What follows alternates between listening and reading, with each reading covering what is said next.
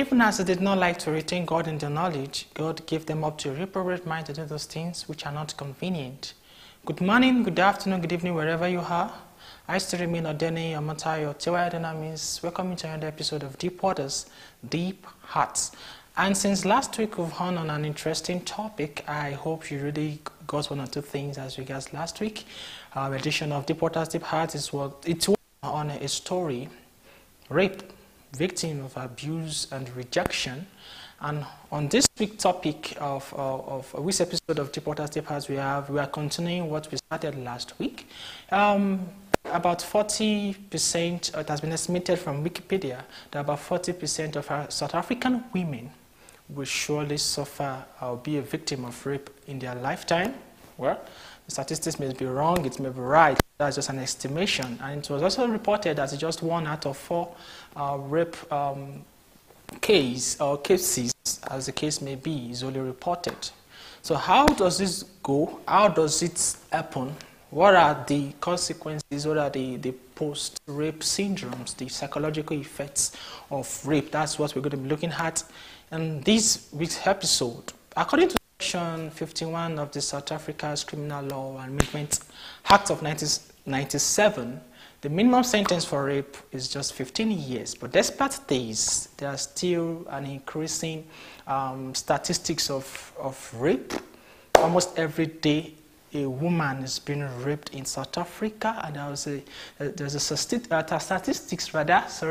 that every 4 seconds a girl is being raped in South Africa. So we're taking a look at all these things with our speaker of last week. She's also available this week too. So stay tuned. We're going to be taking on a short break now. We're going on a short break now, so see you after the break.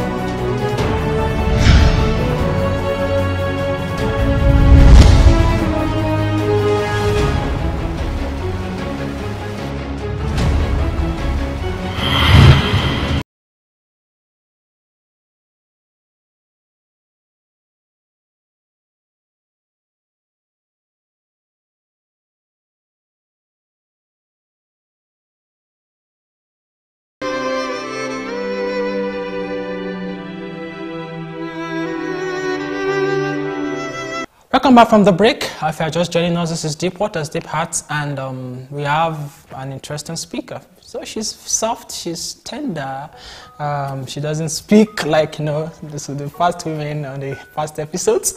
Her name is Dr. Sola Doye. She's a fashion designer, also a student of TUT, Twine University of Technology in Pretoria. So you're welcome to have you, it's a privilege to have you again on this episode. And we started the topic last week on rape. Yes.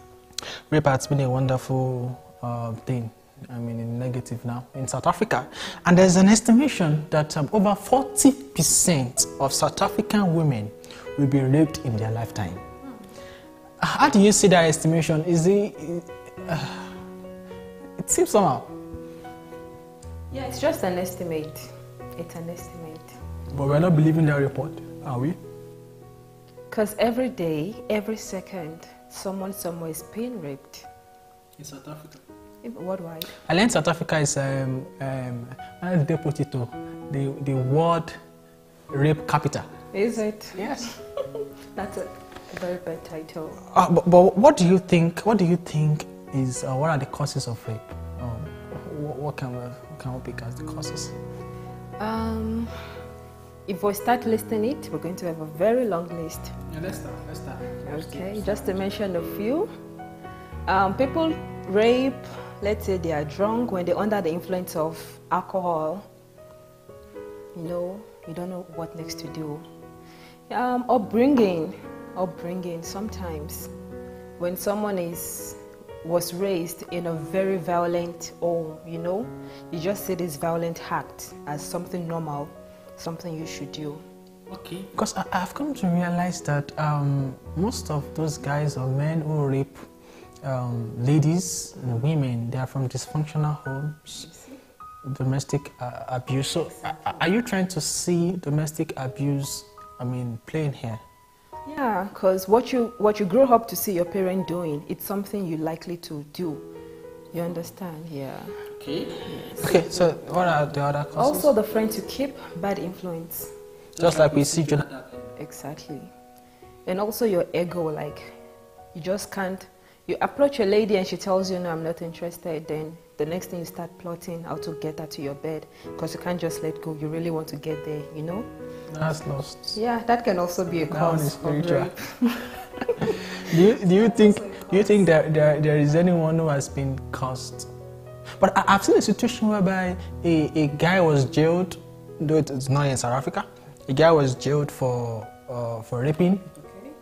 He went to jail, came back, did the same thing, went back to jail. And he kept on saying he did not even know. Something was just pushing him. Maybe in the deliverance. What do you think? Is there anything spiritual about rape at all? I think it's just something personal. Maybe it just needs counseling to see life from another angle. Well, so you're trying to tell me that there's nothing spiritual about rape? It can be, I don't know. It can be spiritual, but it's more physical, you know? It is more physical. Okay. Because you don't even pray before you go do the raping thing. No, okay. I want to, like, you're not getting me well.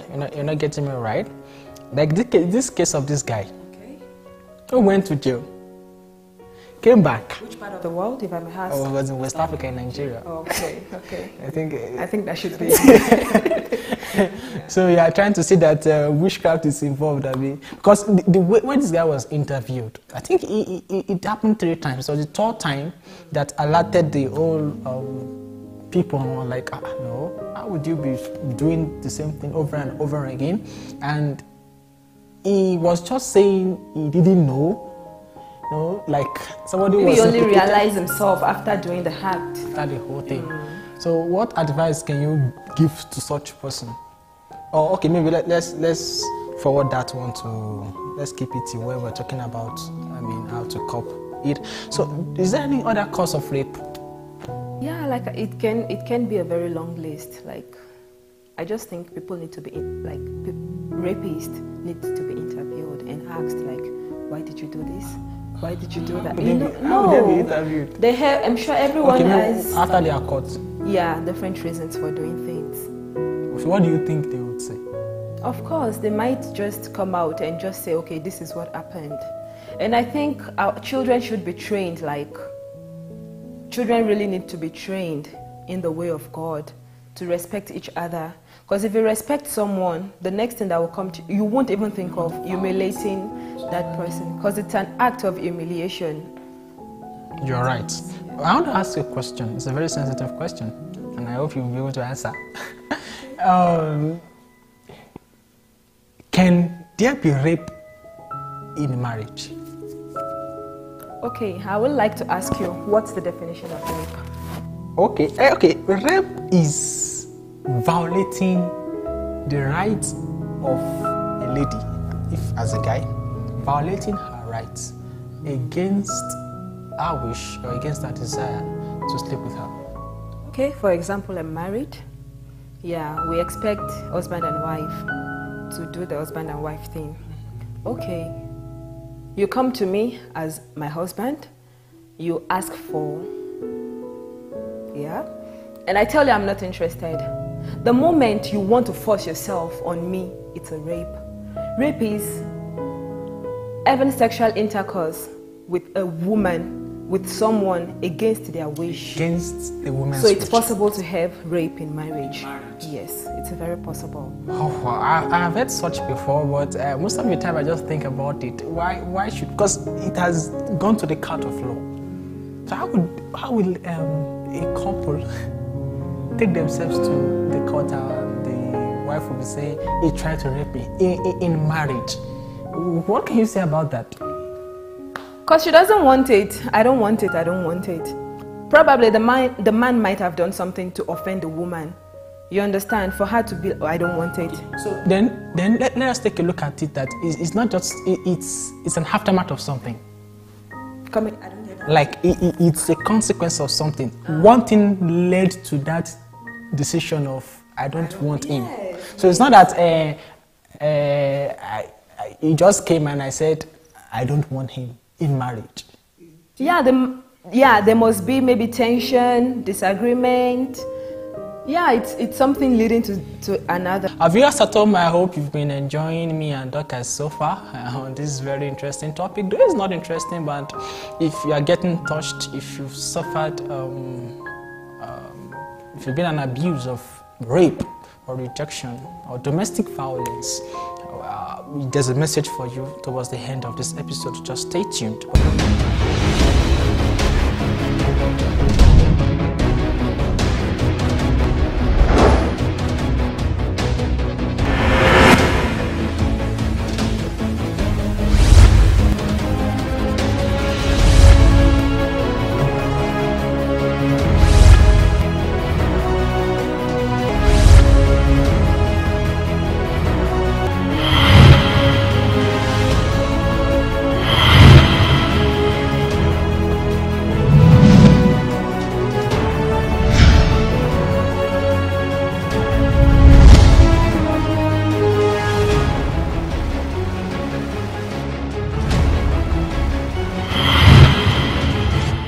Welcome back, viewers at home. If you are just joining us, this is Deep Waters, Deep Hearts, and we are on an interesting topic: tragedy in the royal family, and a case study on Haman and Tamar in 2 Samuel chapter 13. So far, so good. We have Dorcas in the house today, and don't forget to like our page on Facebook or subscribe to our YouTube channel or follow us on Instagram for more updates on him. Deep Waters, Deep Hearts. And if you have any question or there's any topic you want us to treat on this platform, do not hesitate to send us a message on dwdh2017@gmail.com or just contact any of the numbers screen on your screen. So, Dorcas, it's been great, ne?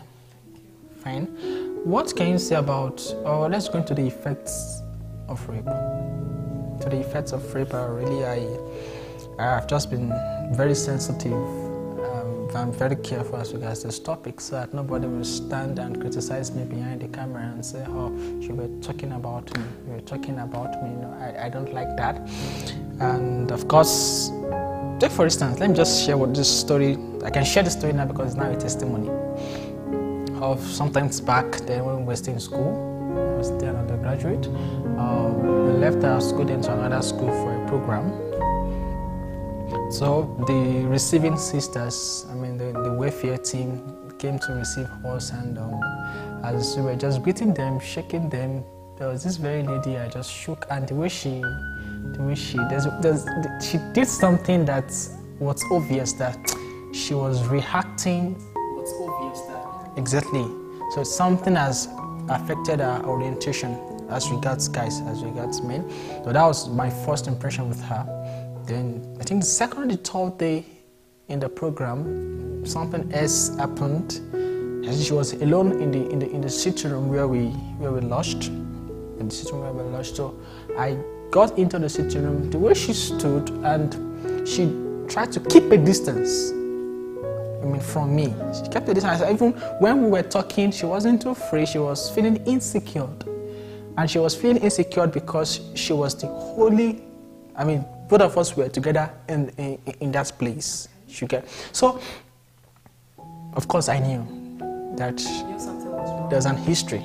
Okay. So, what can you say about what are the effects of this thing? Because people at times are very funny. Just say, it's just rape. Maybe it's just rape. You should have forgotten it now. Take your bodies to the cross, to Jesus. Of course, these things are true. But deep down in the hearts of so many ladies and women, they find it so difficult to even forgive the offender. So, what's the first effect? Okay, I'm going to categorize the effect into two groups. Okay. the physical and the psychological. When we're talking about the physical effect of rape, of course, you don't know that the rapist, he might be HIV positive. It can lead to pregnancy. That's much. Yes, anything can happen. Infection, yeah. And when we're talking about regarding the physical effect, I think I'll advise ladies at home, like if there is any occurrence of such, the first place to go to is the police station to report. Because most people, they don't even know what to do when they are raped. They just keep it to themselves. Yeah, they are depressed, they're not happy. Yeah, they don't want to talk to anyone about it. But the first thing to do is to report at the police station. Then the police station will sort out the medical things. Okay. Getting tested. So that's the way you think? No, that's the right thing to do. You go to the police station, the nearby police station, then they will contact the medical services. I was thinking go to the hospital first. No, you go to the police station first to make a report. The person can still be tracked down, the rapist. Okay, can you hear that? God forbid. It's not our prayers that any one of us will be raped to. But in case, God forbid any bad thing, we are living in a very, very cruel world. Go to the police station first, then from that you go to the medical, because it takes like up to 48 hours for fertilization to take place, biologically. So within that time, there could be a flushing away of whatsoever. So you know, because after 48 hours and there's already fertilization, you might be committing a crime of abortion. And abortion is actually a sin, but you can actually prevent abortion if in case of rape. That's a serious thing. Effects. And talking about the psychological part, it's an act of struggle, wrestling to rescue yourself from something you can't actually get yourself out of. So let's say after the whole scene, sometimes you have flashback whereby you just remember the whole thing. You feel like you are powerless. You can't even help yourself, talk less of helping someone else. It makes some people feel so useless. You see? Quiet. They don't even know what next to do. Like, it really affects. It's a trauma on its own. Trauma, and you think it's a forever trauma? It's a trauma that can lead forever. Because I know people who have been victims of rape and they said they would never get married. I guess they will change their mind with time, with God. No, it's a psychological process. They will be fine. Yeah. So there must be a system, for their healing. That's why when someone is raped, after all the medical thing, then they give them a psychologist to help them, to make them believe in themselves more, to feel like they are better, and that's why it's better when the person goes to the rapist goes to prison. It's a trauma for the victim. Okay, rapist. The person that is. So it's better. Report. Don't keep it to yourself. It really affects your psychology. As when you know that the rapist is dead. Then I think it's even now. Yeah, it's even. Maybe it makes you feel better. Not you just see the person walking around the street. The person is fine, and you're going through depression. You're sad. You feel bad about yourself. You understand? Yeah. Wow, that's serious. Do you think victims of rape, do you think there's a way it can affect them in marriage, especially ladies? Do you think the effects, I'm talking about the post-rape syndrome? If they can allow love to rule them again, if they can forgive and let go, then they should be fine. Because sometimes when I look at the story of Tama, it's somehow, because putting myself down, I'm not a lady, but putting myself in. But if you read the story till the end, you can see it actually destroyed her life. Because I think in their time, if you're not a virgin, you won't marry, you won't do this. She was single, isolated, destroyed in every area of her life. Rape it's a really bad thing. It's something that shouldn't actually happen. According to the section 51 of the South Africa's criminal amendments law of 1997, the minimum sentence for rape is 15 years. Do you think it should be increased? I think it should be, yes. It should be. It should be, because it should be. Actually, there is no like measure to things like that. Mm-hmm. Like it should, I think it should be increased. You understand? Mm. And what do you think? Do you think it should be increased too? Really, of course it can be increased, but you know, there's a way they judge these things in the court of law. Because they can say, okay, you lady, this very lady, you have a role to play in this rape. Okay, take for instance now, there was a story I heard there. This sister carried herself. She carried herself to the guy's house. And this was a lady who sent me a message, and that morning, it was her fiance. She sent me a message. She said she just finished reading the story of Amnon and Tamar, and like she felt like God was telling her something. I said, what's God telling you? She said, God said I should not give my body to my fiance until marriage. I said, fine. She said, what do I say about that? I said, fine, it's positive. Good. You will not believe that very day, that very afternoon, she received a call. Now, this is a guy. This is somebody that she has been going to meet. Nothing was happening between them. But this very day, this guy seduced her, forced her. But according to what she said, she succumbed just because, well, it's my fiancé. Of course. That's not a rape if she succumbed. Yeah, that's not a rape. But you know the funniest thing? The thing ended up in the Amnon and Tamar's way. Okay. And immediately, that guy just felt a kind of displeasure in her. They were supposed to get married in the next 2 months because they've even done introduction. Family to family, they've known each other. And the guy just said, no, I'm not doing it again. In a situation like that, what do you think went wrong? I think it's witchcraft. There's witchcraft from somewhere. For God to have revealed it to that lady that very morning, you get. So, which means there is a role that some of our sisters or our ladies play, kind of in the area of disobeying instructions. So what do you think? That's an exceptional case. Yeah, hard case, ne?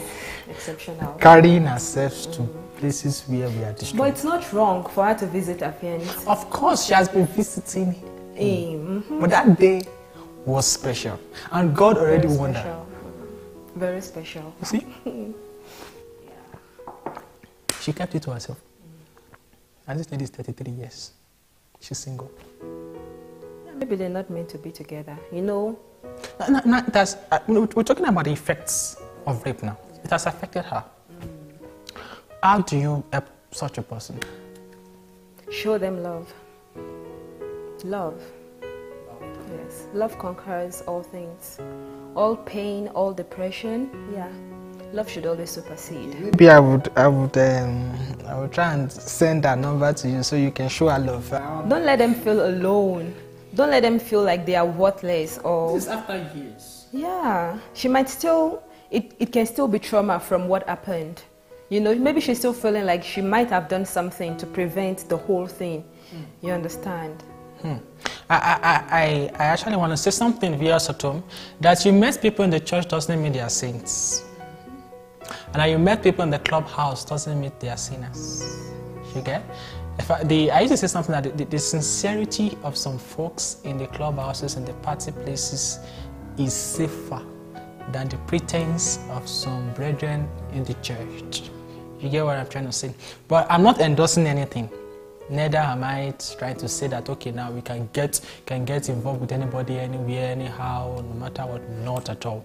The Bible says in Proverbs 3 verse 5 that trust the Lord with all your heart, lean not on your own understanding, your ways acknowledge him and shall direct your path. So, I've rounded up on my own side. I want you to round this up, just round up with one or two things that rape victims can do just to get themselves out of the trauma. You get the point? Just in 1 minute because our time is up now. Okay, for those that are rape victims and they didn't make any report, there is no justice done. Yeah, God will heal the pain. You will be fine. You will be able to forgive. God will help you. And for those that the wound is still fresh, don't take law into your hands like Absalom, right? Did. Like Anna. No, Absalom, the brother, yes. Don't take law into your hands. Report. Let justice take its place. Yeah. I think that's the right thing to do. Let justice take the place. Yes. From my whole side, Tamar was brutally victimized. She was brutally, seriously victimized. But there was hope for her. There is hope for you no matter what you've been through. Whether you were raped when you were a child, by your uncle, by your cousin, or somebody you even least expected raped you, do not stay like that in silence. Christ is ever willing to help you. You can't use your strength. You can't help yourself, because this is a situation, a condition that is above you. It's beyond you. Of course, so the Bible says in Isaiah chapter 59, verse 19, that when the enemy 19b, that when the enemy comes in like a flood, that the Spirit of God will lift up a standard against it. Unfortunately, the enemy has come in like a flood to you, so you have to step aside and allow the Spirit of God to lift a standard against it. So we sympathize, we empathize with you. I and Dorcas sympathize with you. We understand how it feels to have suffered such a situation, and don't see yourself as unfortunate. You are fortunate in Christ. We are fortunate in Christ. So be strong. Talk to somebody. And if you like to talk to us, of course, you can just dial any number on your screen. We know where to direct your request to, direct wherever you're feeling to. We have pastors, of course, we have parents who can always handle you wherever you are in the world. Don't worry. The Lord is with you. So till next week, we're going to be coming on an interesting episode again on Deep Waters, Deep Paths. Don't forget to like our page on Facebook or subscribe to our YouTube channel. If you have any question or any inquiry you need to make, just send us a message on dwdh2017@gmail.com, or you contact any of the numbers on your screen. So till then, Dorcas, I hope when next we invite you on this platform, we're going to honor our invitation. Of course. So bye-bye.